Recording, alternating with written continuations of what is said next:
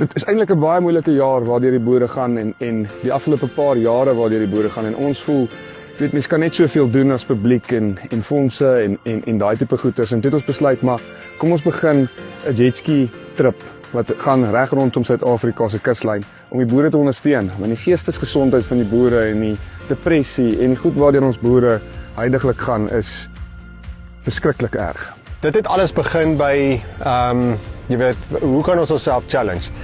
En toe ons besluit het, okay, dit gaan 'n challenge wees, toe sê ons, but let's try and make a difference. Carlo, hy is elke dag te doen met boere. Hy sien wat gaan aan op die plase. Hy sien hoe swaar kry die boere en hy kom toe met 'n great idee, maar hoekom doen ons nie 'n bietjie bewussyn vir die mense daar buite dat hoe swaar kry boere actually in Suid-Afrika? Ons het befonds dit self. So ons het self die jetskis gekoop. Ons het borgers wat aan boord kom. Hulle is besig om nou redelik en die media ook wat nou betrokke wil raak by dit. Ek dink die doel van die saak is om regtig staat te maak op mekaar en ek dink soos die boere ook maar net 'n gemeenskap is op hulle eie en baie keer deur die samelewing nie uitgedruk word nie, maar alleen voel. So wil ons onsself ook wanneer dit met ons goed gaan intentioneel deur robbertye sit. Dit is vir ons belangrik. Dit is vir ons belangrik dat ons daai bewustmaking vir die mense daar buite sit.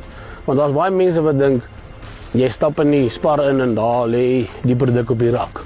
Hy kom nie daar van self nie. Hy kom daar want 'n boer het hom geproduseer. Ons gaan in totaal omtrent so 3000 kilos ry. Ons hoop om dit in 16 dae te maak, maar dit hang maar alles van die weer af. As die weer dit toelaat, is dit 16 dae, maar as dit langer gaan wees, ons dit langer. Die plan is om te begin by Sodwana, op te gaan Kusibaai se kant toe, dan weer van Sodwana af al die pad af te ry reg rondom die kus dat ons die hele Suid-Afrikaanse kuslyn kan dek.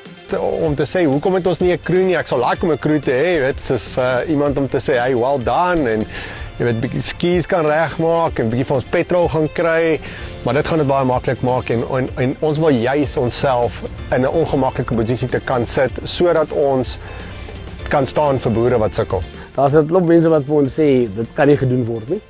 Maar ons hoor nie, ons luister nie na daai nie. Ek dink hoe ons 'n trip verseker kan assosieer met boere is die hoe onvoorspelbaar die weer vir ons gaan wees, die omstandighede en ook die uitkoms. So ek dink dis my eerste geleentheid om te boer, maar hierdie keer boer ek op die see.